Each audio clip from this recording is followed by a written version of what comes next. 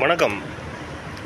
இந்த பார்க்க முடியாதது, பேச முடியாதது, கேட்க முடியாதது அப்படியெல்லாம் ஒரு விஷயம் இருக்குது. ஆனால் இந்த சமூக ஊடகம் வாயிலாக இது எல்லாமே இப்போ உள்ளே வந்துருச்சு. அதுலேயும் சினிமாக்காரங்களை பற்றி ரொம்ப அதிகமாக ஒருத்தன் பேசிக்கிட்டே இருப்பான். அவன் தான் பயில்வான் ரங்கநாதன் அப்படிங்கிறவன். அவன் என்ன பண்ணியிருக்கான் இப்போன்னா, சினிமா நட்சத்திரங்களை விட்டுட்டு இந்த நீட்டு எக்ஸாமுக்காக போராடின மாணவர்களை கடிச்சிக்கிட்டு இருக்கான்.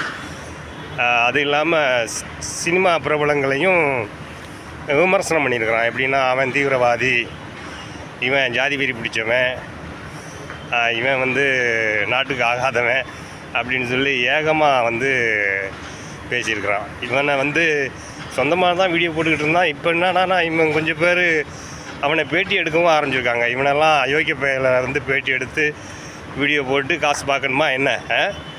இவன் நிஜமாகவே எப்படின்னா, அந்த ஒரு கவுண்டமணி கூட ஒரு படத்தில் நடிச்சிருப்பான். அப்போ எல்லாத்தையும் மேலே இருக்கிறவன் பார்த்துக்கிடுவான் அப்படிமா. அதே மாதிரி இந்த மேலே இருக்கிறவன் பார்த்துக்கிறதுக்காக இவன் வீடியோ போட்டு காசு சம்பாதிக்கிறான். நிஜமாகவே இவன் அதே கேரக்டராகவே ஆகிட்டான். எப்படின்னு சொன்னால், அந்த படத்தில் அந்த அவனுக்கு மனைவியாக நடிச்சிருக்கிற வீட்டில் உள்ள செலவு கொடுக்க வேண்டிய கடன் அதை பற்றியெல்லாம் சொல்கிறப்போ எல்லாத்தையும் மேலே இருக்கிறவன் பார்த்துக்கிடுவான் அப்படின்னு சொல்லியே இப்போ நிஜமாகவே அந்த சிச்சுவேஷனுக்கு தள்ளப்பட்டுட்டான்னு தான் நினைக்கிறேன். ஏன்னு சொன்னால், இவனை இந்த திரைப்படம் அறிமுக விழாவிலையும் இவனை கூப்பிட்டுறாங்க. எதுக்கு இவனை கூப்பிட்றாங்கன்னு அதுவும் புரிய மாட்டேங்குது.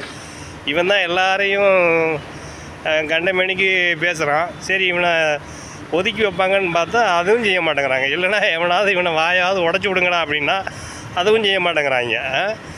அந்த நடிகைகள்லாம் யாராவது அவனுக்கு எதிராக கேஸாவது கொடுப்பாங்கன்னு பார்த்தா கேஸ் கொடுக்குறது இல்லை. அவனை எங்கேயாவது ரோட்டில் மெட்டில் பார்த்தா கடந்து போயிடுறாங்க. அப்படியே இவங்ககிட்ட போய் என்னத்தை பேசுகிறது அப்படின்னு நினைக்கிறாங்களான்னு தெரியல.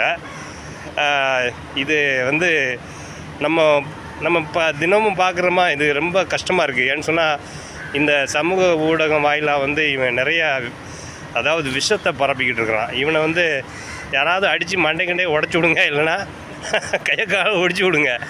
இல்லைனா இவன் இதே மாதிரி எல்லாரையும் சொல்லிக்கிட்டு இருப்பான். இவன் குற்றம் சொல்லாத நபர்களே கிடையாது. அது பொதுவாக பெண்களை ஆபாசமாக இவன் விமர்சிக்கிறது, அதாவது படுமோசமாக விமர்சிக்கிற ஒருத்தர் உண்டு அப்படின்னு சொன்னால் அது இவனாக தான் இருக்கும்.